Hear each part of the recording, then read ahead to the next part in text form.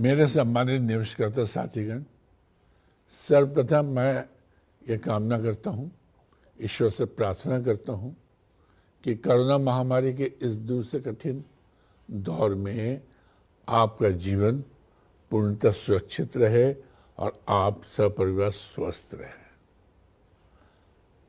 हमारा और आपका 43 वर्षों का लंबा साथ है। आपके साथ हमारे रिश्ते केवल व्यवसाय के ही नहीं है, बल्कि पारस्परिक विश्वास और भावनाओं के भी हैं। हमने आप निवेशकर्ता साथियों के हितों को हमेशा सर्वोच्च प्राथमिकता दी है। ये हमेशा चाहते रहें कि आपका देय भुगतान समय पर हो, जैसा कि हम करते भी रहे हैं। आपको किसी तरह की कठिनाई का सामना न करना पड़े, लेकिन पूरा सदाशयता के बावजूद कभी कभी हालात काबू से बाहर हो जाते हैं और हम कुछ नहीं कर पाते। मैंने दिसंबर 2020 में कहा था कि 31 मार्च 2021 तक हम विजयी होंगे, यानी अपनी व्यवस्थाओं को दुरुस्त कर देंगे, जिससे आप साथियों को पुनर्भुगतान करने की प्रक्रिया को तेज गति से आगे बढ़ा सकेंगे। लेकिन ऐसा नहीं हुआ। हम मानकर चल रहे थे कि कोरोना की पहली लहर का जो प्रभाव था वो समाप्त हो जाएगा और हमारी व्यावसायिक गतिविधियों फिर से रफ्तार पकड़ लेगी।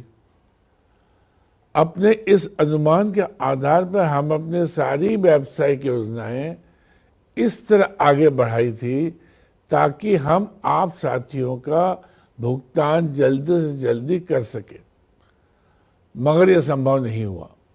और आज 31 मार्च के बाद मैं दोषी होने के कटघरे में खड़ा हूं, लेकिन मैं पूरी तरह सोच समझ कर कहना चाहता हूं कि मैं और संस्था का प्रबंधक इसके लिए जिम्मेदार नहीं है।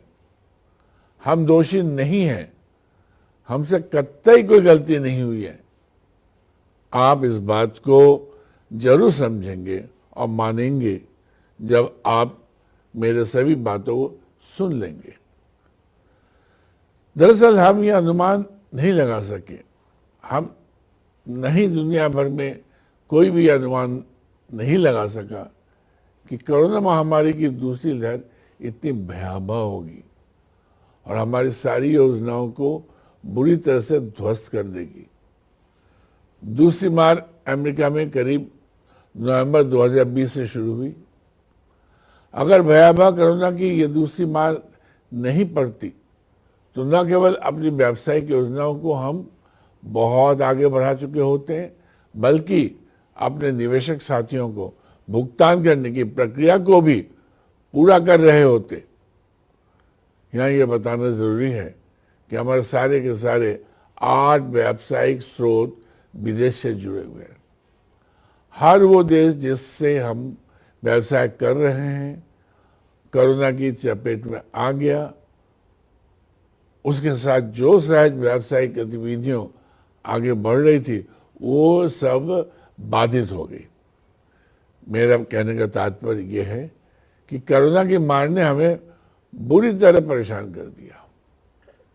अमेरिका एवं कई अन्य देशों में कोरोना की दूसरी खतरनाक लहर आने पर दीर्घकालिक लॉकडाउन हो गया। सारी व्यावसायिक गतिविधियां ठप हो गई, तमाम प्रगति रुक गई। कुछ अन्य देश जहां से हमारा काम हो रहा है वहां लॉकडाउन तो हट गया, मगर अब वहां से कोई हिंदुस्तान नहीं आना चाह रहा है, क्योंकि हिंदुस्तान में कोरोना का बहुत बुरा हाल है। मैं बताना चाहता हूं कि हमारे बहुत से बनते हुए काम भी छोटे बड़े विघ्न बाधाओं से रुक जा रहे हैं। ये विघ्न बाधाएं प्रत्यक्ष या परोक्ष रूप से मुख्यतः कोरोना के कारण ही पैदा हो रही है।